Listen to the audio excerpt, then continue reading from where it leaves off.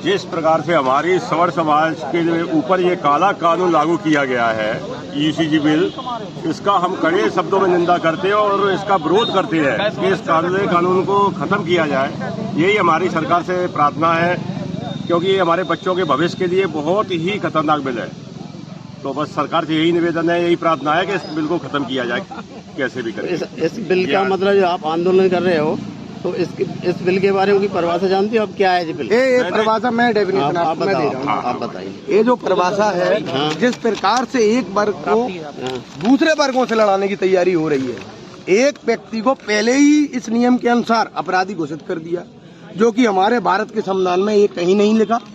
समानता के अधिकार 14वें अनुच्छेद में ये कहा गया है स्पष्ट रूप से, जिसके रूप में गणतंत्र दिवस 26 जनवरी मनाया जाता है, कि न्याय, समानता और स्वतंत्रता का पूर्ण अधिकार है।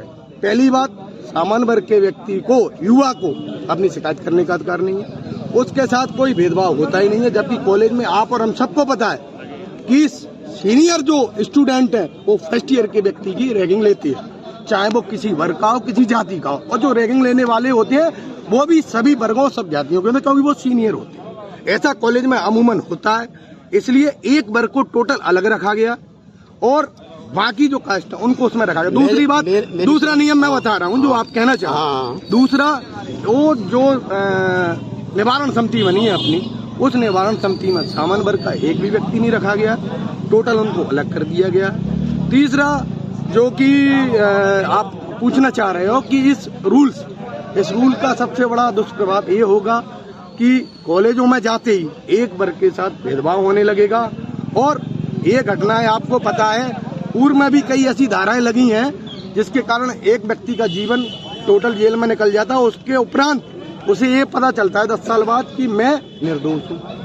तो ऐसी धाराएं कोई ना बने जिससे समाज का बहिष्करण हो। और हमारा एक बात और कहना, ये सामान्य वर्ग के लिए नहीं, कॉलेज में सभी वर्ग रहते हैं। आज हम लोग हैं, हम सामान्य वर्ग से हैं, हम लोगों के साथ आज ST SC बैठ रहा है, पिछड़ा बैठ रहा है, सब हम भाई है। फिर हमें सरकारें क्यों बांटना चाह रही है, क्यों लड़ाना चाह रही है? मैं जो पूछ रहा हूँ आपसे, UGC का मतलब क्या होता है? आंदोलन कहाँ से कहाँ तक? मेरा कहना है UGC का मतलब क्या होता है? मुझे लग रहा है, नहीं, मैं बता रहा हूँ। UGC का मतलब है आपकी जो कॉलेज में जो नियम बनाया गया है छात्रों के लिए, यूनियन ग्रांट नियम है, मैं बता रहा हूँ।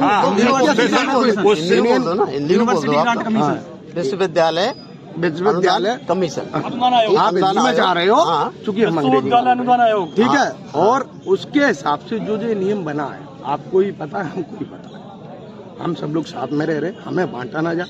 यही हमारी सरकार से अपील है। देश एक है, अखंड भारत की ओर बढ़ रहा है, इसको तोड़ा ना। कहीं ना कहीं पत्रकार महोदय एक विशेष जाति वर्ग को टारगेट करके ये सारी चीजें सरकार कर रही है, जो कि बिल्कुल गलत है। सरासर इसका विरोध करते हैं। हम देश में शुद्ध भाईचारा चाहते हैं, एकता की बात करते हैं। जाति और जो सरकार का पैटर्न था, हम एक हैं, नेक हैं, सबका साथ सबका विकास, तो एक वर्ग को अलग ना रखा जाए। आप लोग की बात सरकार क्या है, तोड़ा ना जाए।